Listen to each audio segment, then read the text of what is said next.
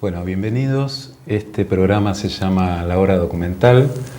De lo que se trata es crear un espacio para poder apreciar, ver y reflexionar sobre el cine documental de nuestro país y del mundo.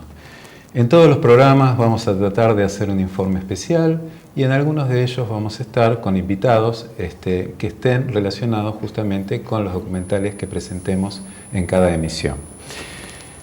Hay un eje que quizás nos orienta en cada programa, y el eje que vamos a tratar hoy es el Cordobazo, este acontecimiento que marcó la historia argentina y que en el año 2009 se cumplen 40 años de su acontecimiento.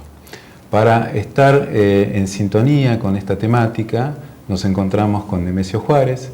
Él es un realizador, documentalista, cineasta, que estuvo en uno de los grupos iniciales del cine documental argentino, que fue Los Realizadores de Mayo, y que en conjunto con otros directores pudieron producir un documental sobre el Cordobazo.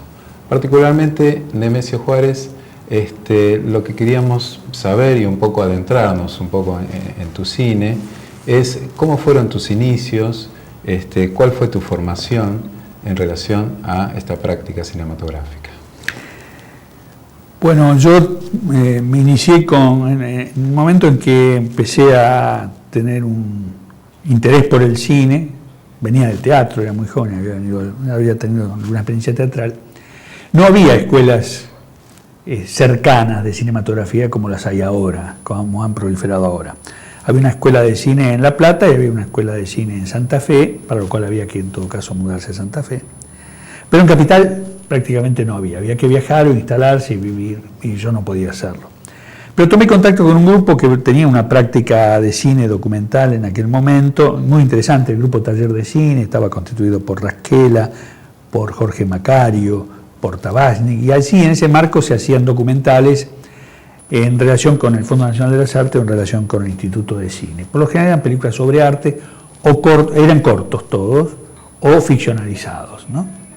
Esa fue mi primera experiencia, y en ese marco de Taller de Cine nosotros estudiábamos, discutíamos, fundamentalmente la escuela documental rusa, Potenkin, Eisenstein, Pudovkin, etc. Discutíamos y estudiábamos con los pocos materiales con los que nos podíamos encontrar, y hacíamos una experiencia concreta de filmación, rotando también los roles. El que hacía ayudante de cámara en una de las películas hacía asistencia en otros, etc.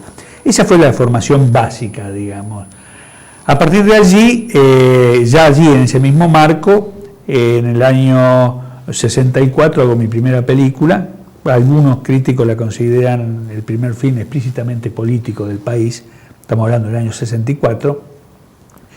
Realizo Los que trabajan, contraponiendo en montaje paralelo a los trabajadores con su quehacer cotidiano y permanente, con su búsqueda esperanzada de construir a partir del trabajo con la naturaleza y con la realidad, oponiéndolo con su antípodas, que era en ese momento la concepción militar, los continuos golpes de Estado, etcétera, que se sucedían en nuestro país.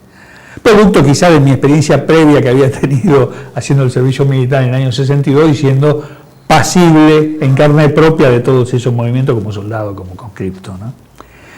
A partir de allí sigo vinculado al documental, realizo en el año 69 Muerte y Pueblo, un documental de tipo antropológico social sobre el exilio de los trabajadores de golondrinas de Santiago del Estero, encuadrándolo en el seno de una familia, si bien tratando de combinar también el aspecto coral, es decir, eso era algo que afectaba a toda la comunidad, planteándome además de qué manera culturalmente ese hecho del trabajo, del éxodo y del abandono del hogar, o sea, del rancho y de la tierra árida que no proveía el sustento, generaba también una cultura especial. Y evidentemente había una cultura popular, que como toda cultura popular es por lo general anónima y transmitida oralmente, que registraba, daba cuenta de esa nostalgia del abandono, etcétera, etcétera, ¿no? En ese mismo momento es cuando aparece el tema del cordobazo al cual vos hacías referencia recién. Es decir, comienza ese estallido social que provocó y nos autoconvocó a un grupo de directores que provenían de distintas experiencias. En el caso mío y en el caso de otros compañeros provenían del cine documental, pero había gente que venía del cine comercial, del cine tradicional argentino, etcétera, como el caso, por ejemplo, de Rodolfo Kuhn, o del cine de animación, como el caso de Jorge Martín Catú, de la publicidad, como el caso de Subiela. Es decir, fue un acontecimiento que nos convocó a todos y empezamos a discutir qué era lo que podíamos hacer para dar testimonio de ese acontecimiento, que no nos equivocábamos, ya lo intuíamos en aquel momento, iba a ser una bisagra en la historia argentina, por su significación de todo tipo, ¿no? Ahora, para ponernos en contexto alrededor de lo que fue el cordobazo y los movimientos sociales previos, ¿no?